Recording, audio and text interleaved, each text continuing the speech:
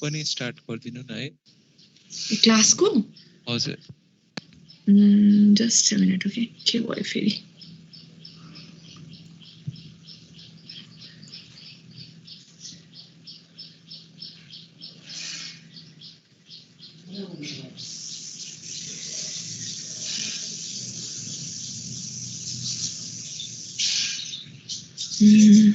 कहाँ छ रेकर्डिङ त्यो तीनटा डट दिएको छ नि माथि ओके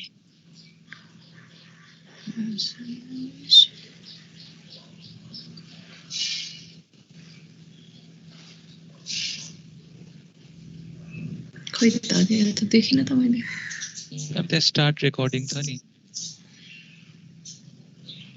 ओके तल हजुर we'll start then, okay? Okay, so for today we have acute hepatic failure, okay? So firstly, we'll discuss something regarding liver failure, okay?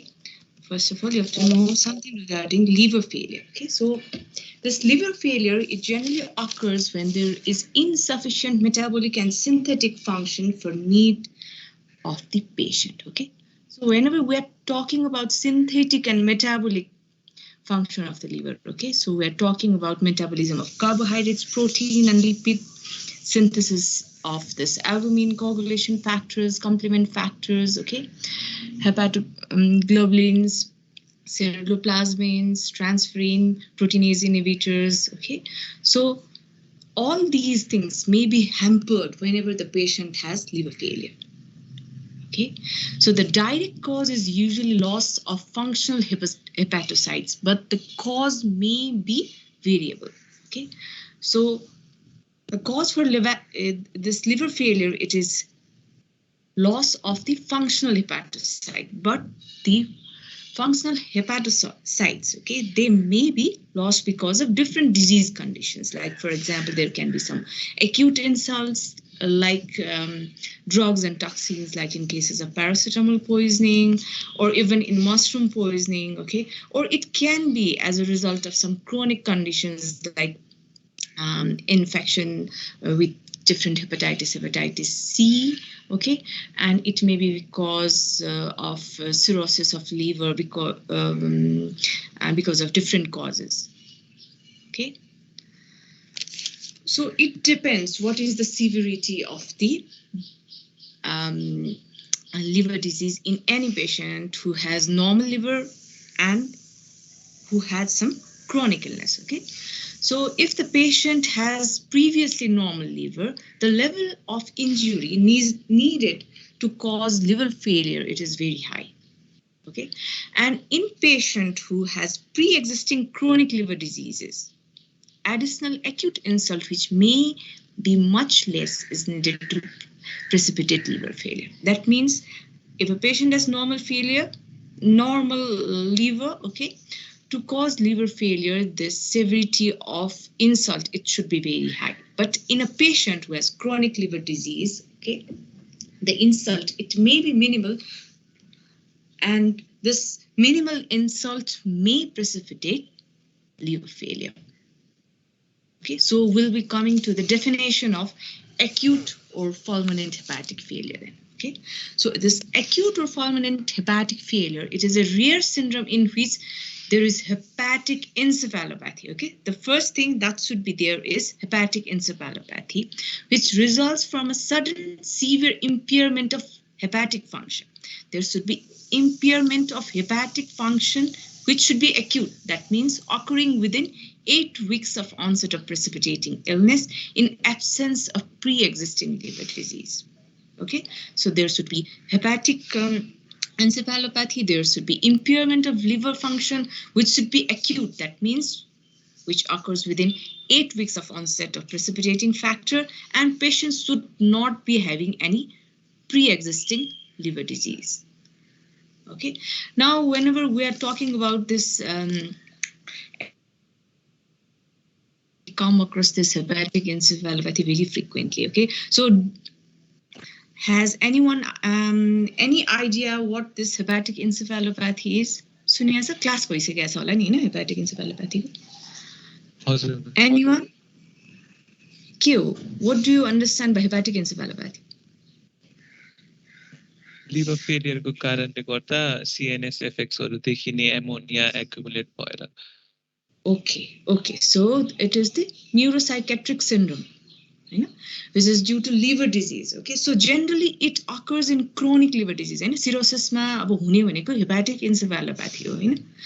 But in cases of acute liver failure, also you get hepatic encephalopathy. Okay, so as he has already said, okay, it is generally because of some biochemical disturbances in the function of the brain, okay, and generally it is said that it is only biochemical disturbance, because if we do some radiological change investigations, okay, there won't be any change in the anatomy of the brain, okay.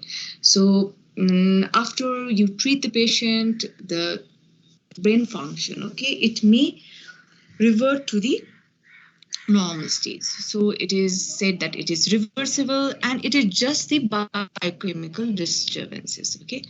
So you say okay, ammonia accumulation bhayo, mainly this nitrogenous substance that cause this hepatic encephalopathy is ammonia, okay.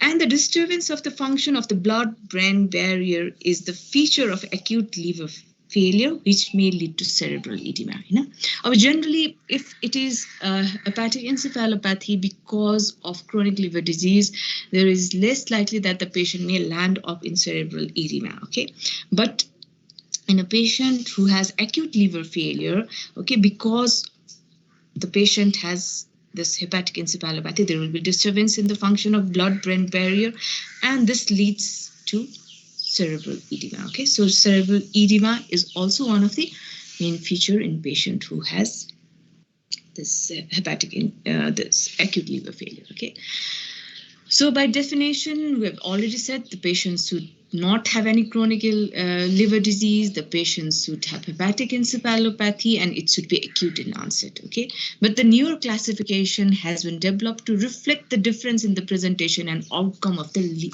acute liver failure. Okay, so this acute liver failure is now divided into hyperacute, acute, and subacute stages according to the interval between the onset of jaundice and encephalopathy. Okay, so okay.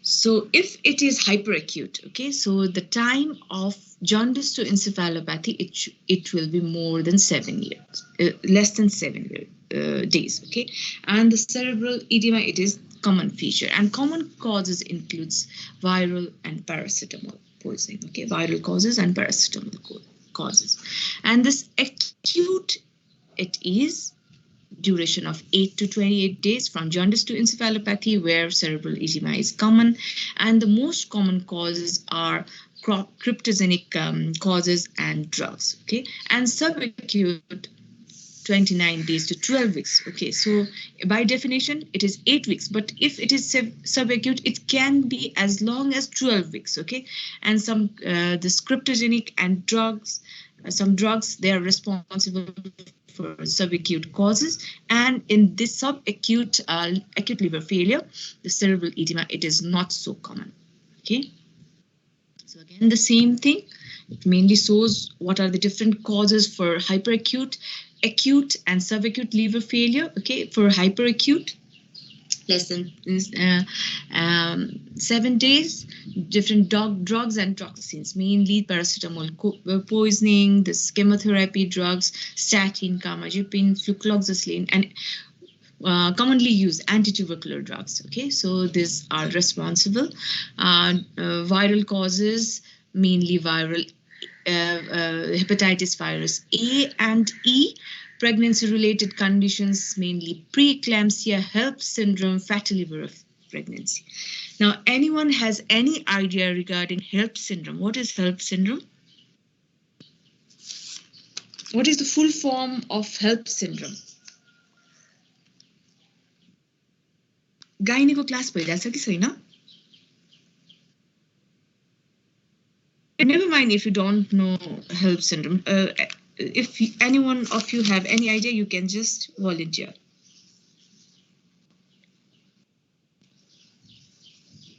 Sunirasa?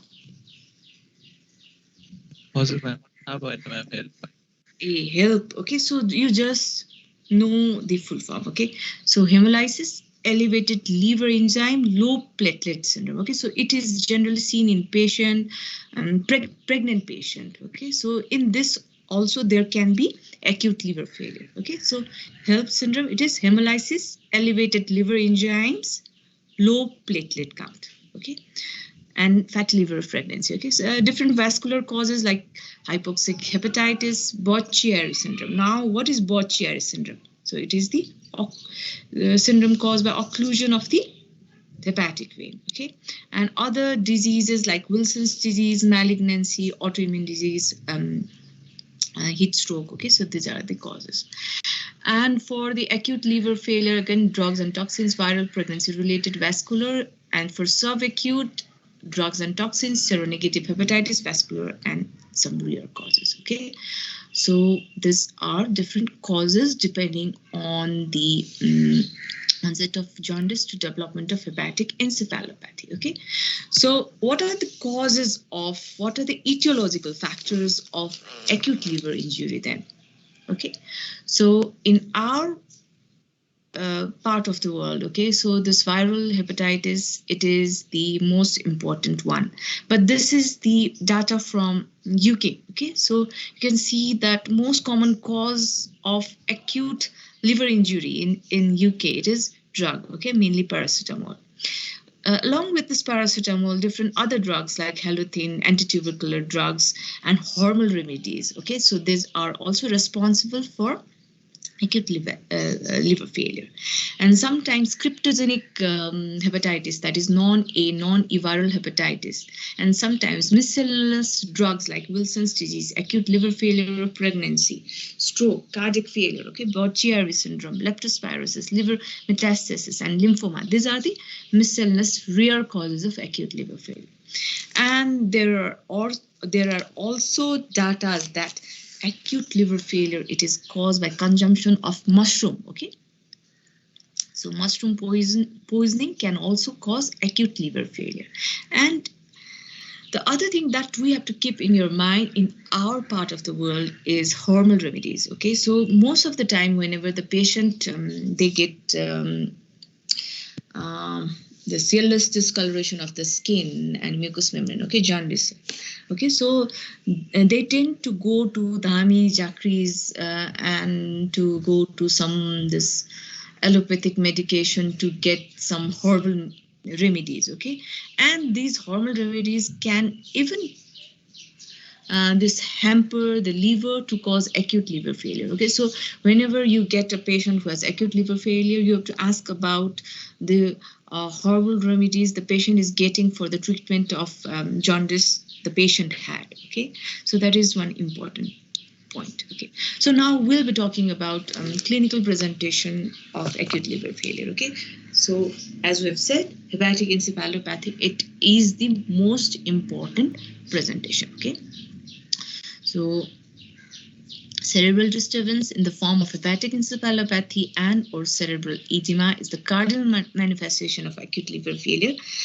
But as you see, you can see that in early stages, okay, this can be very mild and episodic. So the absence does not exclude a significant acute liver injury. Okay, so there are different grades of this hepatic encephalopathy. Okay, so in the early stages, in grade 1, okay, there will be poor concentration, slurring of speech, slow mentation, disordered sleep pattern. Okay, and in grade 2, the patient will be drowsy but easily arousable, and the patient may have occasionally aggressive behavior. The patient will be very lethargic. Okay, and in grade 3, there will be marked delirium, drowsiness. The patient will be sleepy but responds to pain and voice, and gross disorientation can be there. And in grade 4, the patient may be unresponsive to voice or may not respond to painful stimuli, or the patient may be unconscious. Okay. Okay, as you see that in grade 3 and 4, the patient will be very delirious. The patient will so you can say that the patient is in hepatic encephalopathy grade 3. But as you see in grade 1 and 2, it may sometimes be very difficult for us to say whether the patient is in hepatic encephalopathy or not. Okay, so there are few things we can test to see whether the patient is in hepatic encephalopathy. Okay, the first one is flapping tremor. Okay, so this flapping tremor, to do this flapping tremor, okay, you ask the patient to outstretch the arms, okay, and dorsiflex the hands. Okay, so keep it for some time, and then you see for the jerky movements occurring in every 5 to 10 seconds. Okay, so this should be differentiated from the tremor that we get in other patients. Okay, so it is coarse than the tremor. Okay, the tremor, it will be fine movement, and the movement that you get in flapping tremor, it is the coarse movement. Okay, so this is how you test for flapping tremor. Now, any one of you, can you tell about few other conditions in which you get flapping tremor? One is acute liver failure. Okay, other is chronic liver failure. Any other things, any other conditions when you can get this flapping tremor? Hypercapnia ma pandit. Hypercapnia. Okay, respiratory failure. Hypercapnia. अरु failure केही थाहा छ? Renal failure, azotemia ma पनि हुन्छ नि हैन? Okay, so these are the causes of flapping tremors. प्रकृत मात्र छ क्या हो क्लासमा? अरु कोही छैन क्या हो? अरु बोलिरा छैन त सुतिरा क्या हो? Okay, so this was regarding flapping tremor. Okay, so the other test that we can do is, okay, we can draw the circles from number 1 to 25, and we can ask the patient to join from 1 to 25. Okay, normally the patient who does not have hepatic encephalopathy can join from 1 to 25 within 30 seconds. But if the patient has hepatic encephalopathy, okay, it may take longer time for the patient to join these number circles. Okay. Now, the other test that you can do on bedside is test for constructional apraxia. Okay, so you draw star and clock, and you ask the patient to draw the same. Okay, and you see the difference between the drawing in your diagrams and in patients. Okay, so there will be marked deformity or abnormalities while drawing these structures. Okay, so these are the tests that you can do if you're not sure whether the patient has hepatic encephalopathy or not. Okay, so the other feature the patient may have is the feature because of cerebral edema. Okay, so it may occur due to increased intracranial pressure causing unequal or abnormally reacting pupil. Okay, so the patient may have fixed pupil, hypertensive episodes, bradycardia, hyperventilation, profuse sweating can be there, local or generalized myoclonus can be there, focal fits and decerebrate posture can be there. Okay, and papilledema, it generally rarely occurs, and it's generally the late sign of cerebral edema. Okay, so except for these, the patient may also have other general symptoms like weakness, nausea and vomiting. The patient may occasionally complain of right hypochondrial discomfort. Okay, the patient may also have jaundice, but may not be present at the outset in cases of paracetamol poisoning and in cases of Ray's syndrome. Okay, so this is the syndrome that we get in children who is receiving aspirin. Okay, in these conditions, the patient will have hepatic encephalopathy as well as the liver failure. Okay, but jaundice is not so common in Ray's syndrome. Okay, and occasionally death may occur in fulminant cases of acute liver failure before jaundice develops. Okay, so if it is very rapid, okay, it may take time for jaundice to appear. So death may be there before the development of jaundice. Now, the other thing that we have to check is presence of fetor hepaticus. Okay, so fetor hepaticus, it is the sweet musty odor of the breath. Because of presence of mercaptins, which is generally metabolized by the liver, okay, and because of liver failure, it can reach up to the lung, and you can smell it in these patients.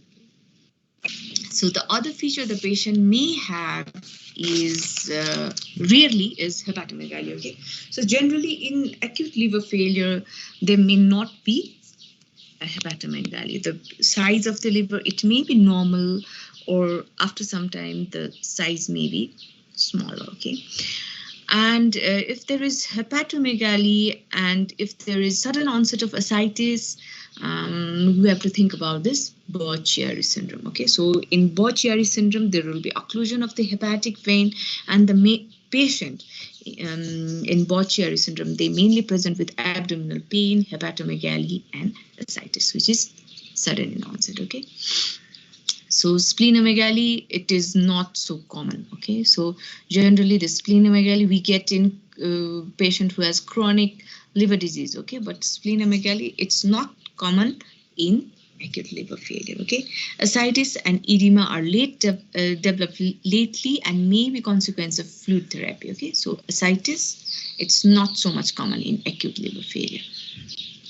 Okay, so the other features may be there after the patient develops complications.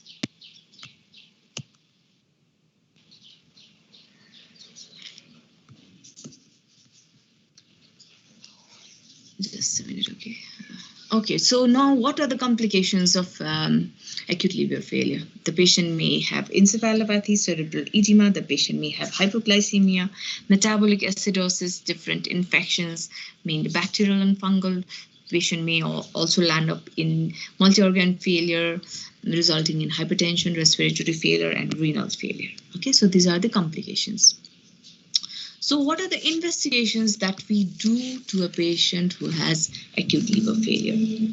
Okay, so the most important investigation that is needed to be done is liver function test. Okay, so we do different entities in liver function test. The first one is bilirubin, which reflects the degree of jaundice. Okay, so what is the level of bilirubin? Okay, how much is the level of jaundice?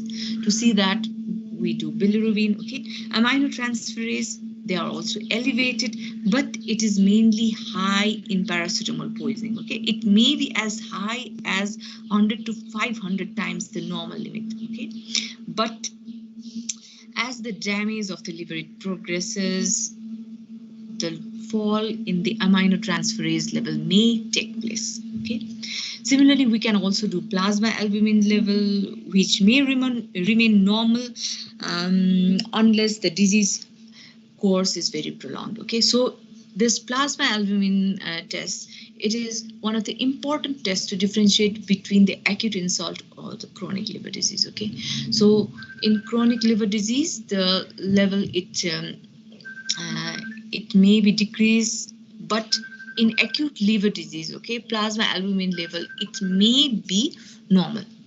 Okay, so for it to decrease, it may take many weeks. Okay, and the other test that we do is prothrombin time. Okay, so it is rapidly prolonged as coagulation factor synthesis fails in these patients. Okay, the other thing we may do is liver biopsy, but generally it is contraindicated in these patients because the patient will have coagulopathy. Okay, so a patient with acute liver failure, they are prone to get coagulopathy. So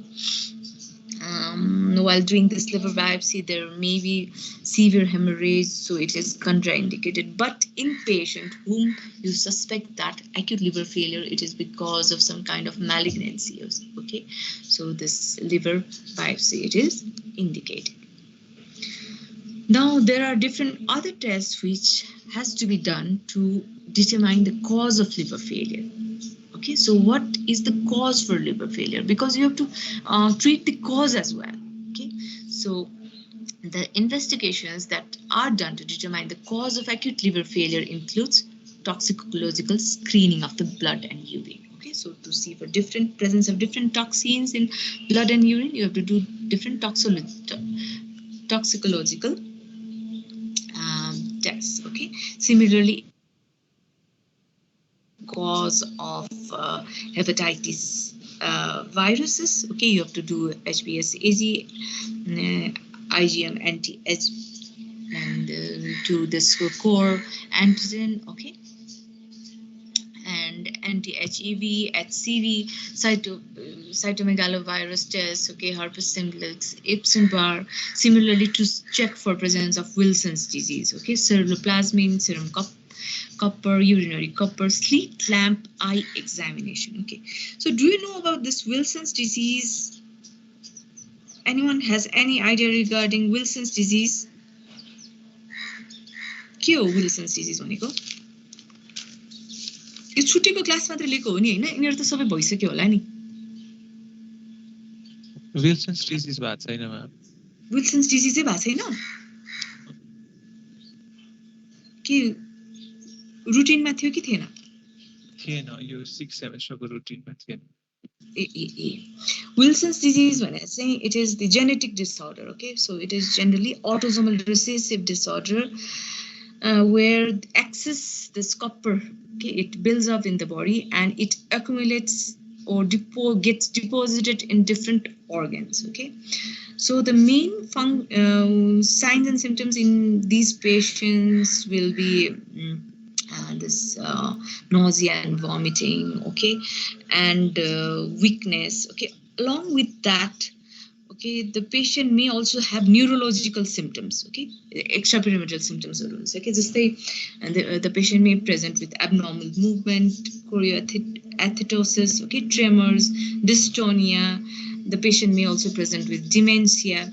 And when we do the slit lamp eye examination, okay, slit lamp eye examination, there may be Kerr-Fisher ring, okay. So Kerr-Fisher ring भनेको चाहिँ greenish brown discoloration of the corneal margin.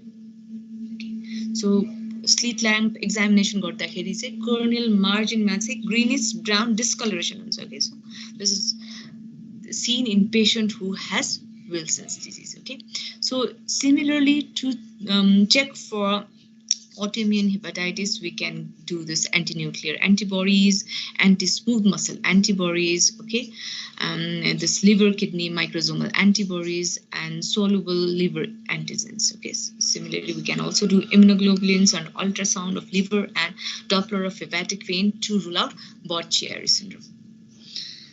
Okay, so these were the tests that those were done to know the cause. Now there are a few other tests which helps us to predict the prognosis and need for liver transplantation in these patients. Okay, so the test that has to be done for this purpose is different for a patient who has acute liver failure because of paracetamol poisoning or because of other causes. For paracetamol poisoning, first of all, we do the ABC if the PS is less than 7.3 at or beyond 24 hours following overdose, or if the serum creatinine is more than 3.38 mg per deciliter, plus if the prothrombin time it is more than 100 seconds, plus if the patient has encephalopathy of grade 3 or 4. Okay, so these are the criteria. And for this non-paracetamol causes, okay, if the prothrombin time it is more than 100, or if any three of the following, like jaundice to encephalopathy time more than 7 days, age less than 10 or more than 40, if it is because of drug, or if the cause is not known, or if the bilirubin is more than 17.6, if the prothrombin time it is more than 50, and if the factor 5 level it is less than 15, and hepatic encephalopathy which is of grade 3 or 4. Okay, so this predicts that the mortality is more than 90%, and if the patient has these features, okay, the patient should be referred for liver transplantation. Okay, now how do we manage the patient? Okay, so generally a patient who has acute liver failure, this should be managed and treated in intensive care unit if there is progressive prolongation of the prothrombin time, and if the patient has hepatic encephalopathy. Okay, so aim of treatment in ICU, it is generally to treat the complications.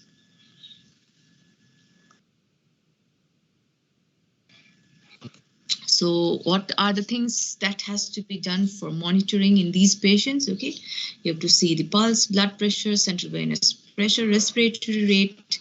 Okay, intracranial pressure monitoring should be done. Conscious levels should be checked. Okay, hourly intake output should be monitored. Okay, and blood analysis should be done.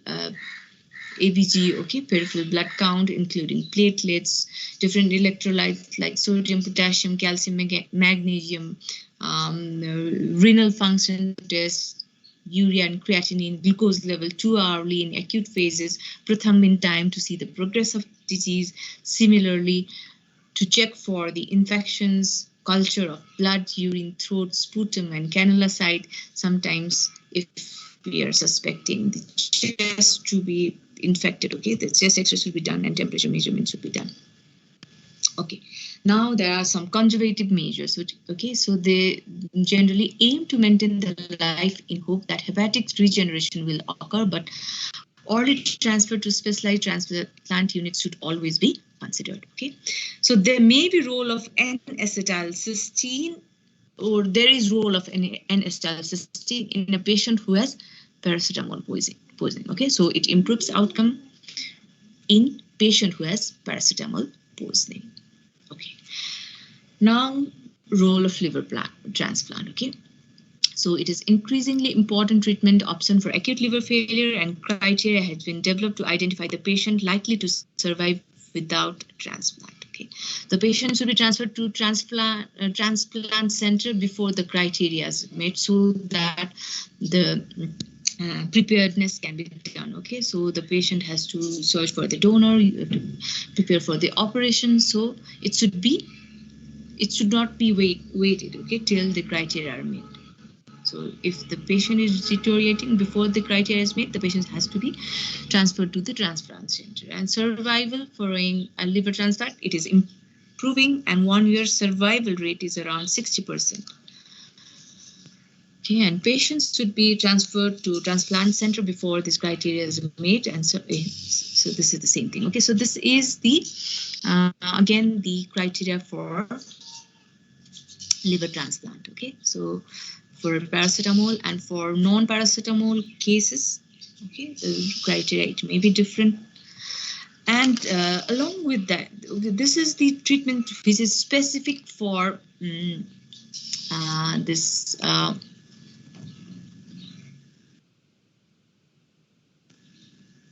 paracetamol. Okay, so this slide I've missed. Okay, so paracetamol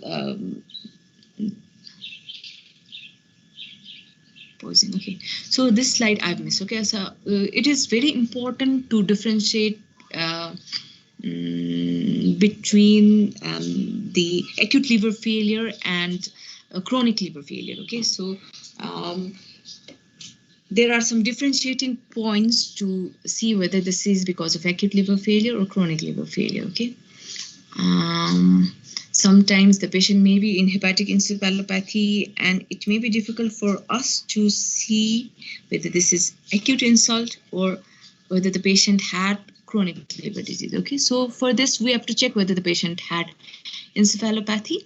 Okay, so in acute failure it may be sudden and progressive, and in this chronic it may be gradual and fluctuating. Cerebral edema, it is common in acute liver failure, which may not be there in chronic liver failure. Liver disease, acute, chronic, acute in cases of acute liver failure, and chronic in cases of chronic liver diseases. Portosystemic shunt are there in cases of chronic liver disease, which is not there in acute liver failure. And multi-organ failure, it is common in cases of acute liver failure, and which is unusual in cases of chronic liver failure. Okay, so the precipitating factor for this acute liver failure, it may not be there in cases of acute liver failure, And this encephalopathy may be precipitated in chronic liver disease because of different precipitating factors like GI bleeding, infection, drugs, and electrolyte imbalance. Okay, treatment, it is generally intensive care unit and liver transplantation in cases of acute liver failure, but in cases of chronic liver failure leading to this hepatic encephalopathy, okay, and we treat them with lactulose. Outcome, it is poor in cases of acute liver failure and good in cases of chronic liver failure resulting in hepatic encephalopathy. Okay, so this is all I wanted to say regarding this acute liver failure. Now, anyone has any questions? Ma'am, if सानो बच्चाहरूलाई hepatic इन्सेफेलोप्याथी भएर न्युरोकग्निटिभ disorder आयो भने पछिसम्मै बस्छ कि केही फरक पर्दैन? हेपाटिक इन्सेफेलोप्याथी त अब अघि पनि भने नि हैन, इट इज बायोकेमिकल डिसअर्डर के यो चाहिँ कस्तो भने कज ट्रिट गरेर पेशेन्ट इम्प्रुभ भइसकेपछि चाहिँ they may not be any residual neurological deficit, त्यही भएर यो चाहिँ रिभर्सेबल पनि हो। इट इज बायोकेमिकल डिसअर्डर भनेर भन्छ नि त हैन, रिभर्सेबल पनि हुन्छ। हेपाटिक इन्सेफेलोप्याथी भयो भने पछि केही पनि नहुन सक्छ, जस्तै अब रेजको भन्या होला हैन तिमीले? हजुर, जेनरली भनेको अब रेजमा हो हैन, अब रेजमा चाहिँ त्यस्तो हुन्छ। तर अब विल्सन्स डिजिज भयो भने चाहिँ यो अब यो न्युरोलोजिकल सिम्पटम्सहरू जुन हुन्छ नि त्यो चाहिँ अब कज ट्रिट गर्न सकेन भने चाहिँ पछिसम्म हुन सक्छ। अदरवाइज हेपाटिक इन्सेफेलोप्याथीले मात्रै हो भने चाहिँ त्यो रेजिडुअल के न्युरोसाइकेट्रिक प्रब्लम्स नहुन सक्छ। कज के छ त्यसमा डिपेन्ड गर्छ के। अब मैले जस्तो दुईटाको एक्जाम्पल दिएँ नि हैन, रेज सिन्ड्रोम हैन, यो चाहिँ generally it is there in a patient who in a children who receives this aspirin हैन, एस्पिरिन विथड्र गर्यो hepatic encephalopathy if the patient gets improved, okay, the patient may not have any residual neuropsychiatric symptoms, but if the patient has this hepatic encephalopathy or acute liver failure because of Wilson's disease हैन, अब यो त कज त के हो, genetic disorder हो, fully treat त नहुन सक्छ हैन। त्यसैले गर्दाखेरि ट्रिटमेन्टले कति काम गर्छ त्यसमा चाहिँ भर पर्छ न्युरोसाइकेट्रिक सिम्पटम्स चाहिँ। Thank you ma'am. अरु के एकछिन है, अटेन्डेन्स कहाँ गयो? Okay okay, so if you don't have any questions, अनि माइग्रेनको क्लास भयो? छैन मैम, अर्को विक लिने रे। कसले लिन लाग्नु भयो? पविन्द्र गलान सरले लिनुहुन्छ अरे। ए okay okay, that's all for today then. Thank you ma'am.